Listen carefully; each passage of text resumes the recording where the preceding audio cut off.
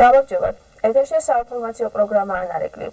კანონი აქციზური მარკების გარეშე თამბაქოს და ალკოჰოლური ნაწარმით ვაჭრობის აკრძალვის შესახებ უკვე ძალაშია შესული. ამ მოსახლეობას პრობლემები შეუქმნა. ამ შესახებ ჩვენი სიუჟეტი მოგითხრობთ.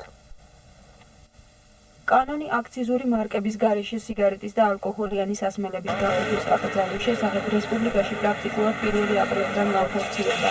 მიუხედავად იმისა, რომ ამ კანონის განხორციელება არ არის გადაიდო, 1 აპრილიდანვე ალკოჰოლიანი სასმელებისაგან განსხვავებით, სიგარეტი მაღაზიებში ფაქტიურად გაქრა.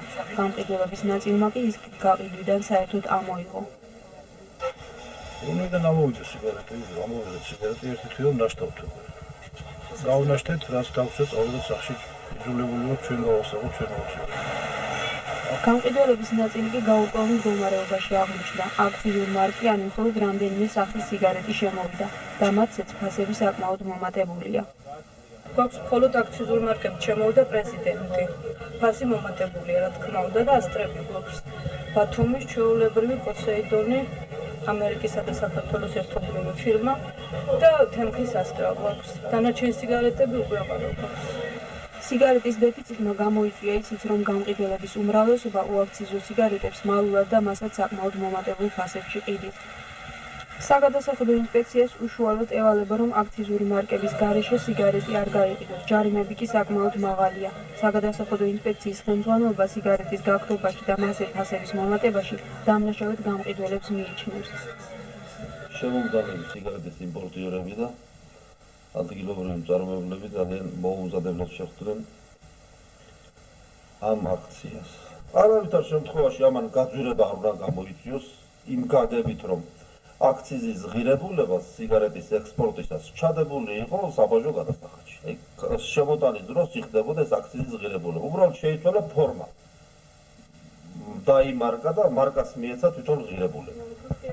ფაქტია გაძვირდა, იმიტომ რომ ესე იგი აქედან შეგვიძლია დავასკვნათ, რომ კონტრაბანდა შემოდიოდა და ეს კონტრაბანდა, რომელიც გაუფორმებელი იყო და რომელზეც აქციზის გადასახადში შემომტანი არ იხდიდა, იმის საშუალება ჰქონდა, რომ გაეყიდა დაბალფასში. ყველაზე მეტად კი ამ კანონის განხორციელების შედეგად ხალხი დაზარალდა.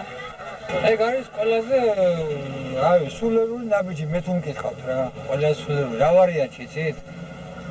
просто ხალხის კატეგორიები გადახედეთ რა, ხაზ გადახედეთ.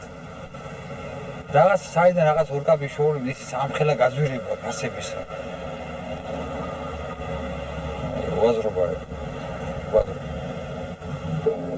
ესე ვფიქრობ, რომ დიდი შეცდომა არის. იმიტომ რომ აქციზური მარკებმა ფასის გაძვირება გამოიწვია. აქტიურად აქციზური მარკები იმის მაგივრად რომ ყოფილიყო ხალხისთვის საკეთილდღეოდ გამოსული. ფასის გაძვირება მძიმე. არსებული სიტუაცია, როგორც გაერკვა, 15 აპრილამდე გაგრძელდება. მანამდე კი ზოგიერთი მწვეველი სიგარეტის წევასაც გადაეჩვევა. ერთვისაც მადლობა განხორციელებულ კანონს და ხელისუფლებას უნდა გადაუხადონ. სოციალისტებისა და ლეიბორისტების ქიშმი ისევ გრძელდება. ლეიბორისტები პოლიტიკური მეგობრების გარეშე დარჩნენ. ამიტომ ისინი მარტო აპირებენ არჩევნებში მონაწილეობის მიღებას. ოპოზიციური პოლიტიკური პარტიების ლიდერებმა საქართველოს სხვადასხვა რეგიონებში კონფერენციების მოწყობა დაიწყეს. გორს ჯერ იყო და სოციალისტი ვახტანგ რჩეულიშვილი ესტუმრა, შემდეგ კი ლეიბორისტი შალვა ნათელაშვილი. ორივე ლიდერმა დღევანდელ სოციალურ პრობლემებზე ისაუბრა და მკაცრად გააკრიტიკა არსებული ხელისუფლების კურსი. რჩეულიშვილმა კი ლეიბორისტები მოქალაქეებთან ალიანსში დაადანაშაულა.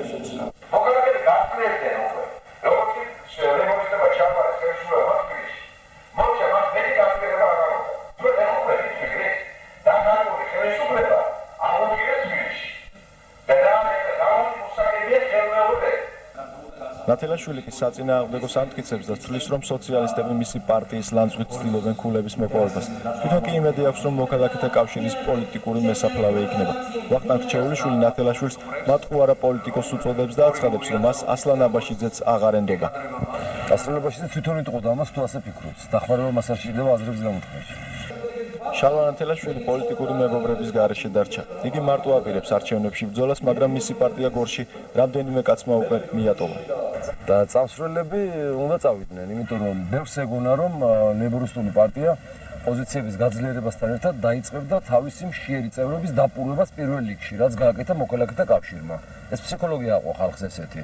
მაგრამ რო დაინახეს, რომ ჩვენ არა ვართ პური სტალონის პარტია, არა ვართ ის პოლიტიკური ორგანიზაცია, რომელიც თავისი წევრების კეთილდღეობაზე ზრუნავს, რომლის მიზანია როგორმე საკუთარი რიგების ერთსრულოვნება უზრუნველყოს სახელმწიფოს და ხალხის ხარჯზე, ასეთებს გული გაუწვდა და ძალიან კარგია, რომ დროზე მოგცემდებიან თუ ასეთი რომ მე თვითონ ვეძებ, რომ სანამ გასვლას დამასწრებენ გავრიცხო, მაგრამ როგორც ჩანს ზოგიერთმა გამასწრებს.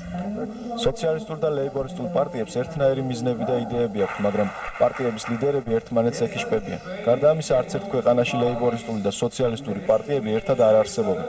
ამიტომ ნათელაშვილი სოციალისტებს თავის პარტიაში იწვევს. თუ არ არსებობს, მაშინ სოციალისტური პარტია შემოგვიერთდეს და ჩვენ ამაზე თანახმა ვართ. იქნებ ისინი პირიქით ფიქრობენ. იქნებ ისინი პირიქით ფიქრობენ. ნუ ესაც კეთილშობილური ფიქრია, მაგრამ განუხორციელებადი სამწუხაროდ მათ. ამილახავდა მეორე რიგის მემკვიდრე ნუცა ერისთავით სასამართლოს მიერ დაბრუნებული სახლიდან მოსწავლე ახალგაზრდობის სასახლის გამოსახლებას ჯერჯერობით არ აპირებს, მაგრამ მიუხედავად ამისა, გაურკვეველი რჩება ამ სახლის ბედი. გასულ წელს სასამართლოს გადაწყვეტილებით ივანე ამილახვის მეორე რიგის მემკვიდრე ნუცა ერისთავმა დიდი პაპის სახლი დაიბრუნა, რომელიც 20-იან წლებში ბოლშევიკებმა მიითვისეს. ამ სახლში განთავსებულ მოსწავლე ახალგაზრდობის სასახლის დირექციას კი სულ იმის შიში აქვს, რომ გამოასახლებენ. ნუცა ერისთავი კი აცხადებს, რომ იგი ბავშვების ქუჩაში დატოვებას არ აპირებს, თუმცა რაიონის ხელისუფლებას ულტიმატუმს უყენებს იმის შესახებ, რომ მიმდინარე წელს შენობას აუცილებლად ჩაუტარდეს რემონტი.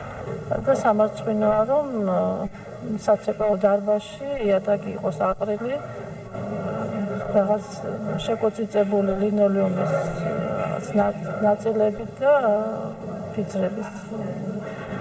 ამიტომ მე მგონი, რომ უნდა ეს იფიქროს ამაზე, რა ვიცი, ალბათ ქალაქის უფროსობამ თუ რაიონის უფროსობამ.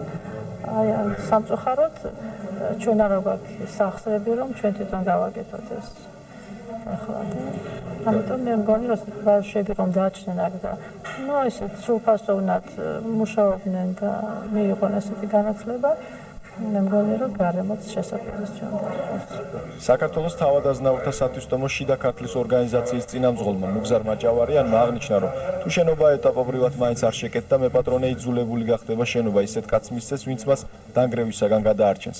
ამის შემდეგ მხარეები შეთანხმდნენ, რომ დაიდოს ხელშეკრულება, რომლის თანახმადაც ადგილობრივი ხელისუფლება იზრუნებს შენობის შეკეთებაზე.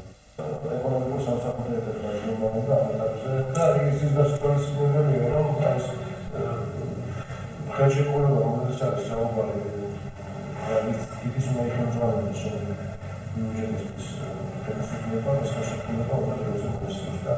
მოსწავლე ახალგაზრდობის სასახლის ხელმძღვანელობის შიში ქუჩაში დარჩენის შესახებ როგორც ჩანს უსაფუძვლო არ არის. მართალია ნუცა ერისთავი აცხადებს, რომ ბავშვების ქუჩაში დატოვებას არ აპირებს, მაგრამ მისთვის უცნობია მისი მემკვიდრე როგორ გადაწყვეტს ამ სახლის ბებწს. ჩვენ ამით გემშვიდობებით მომავალ შეხვედრამდე.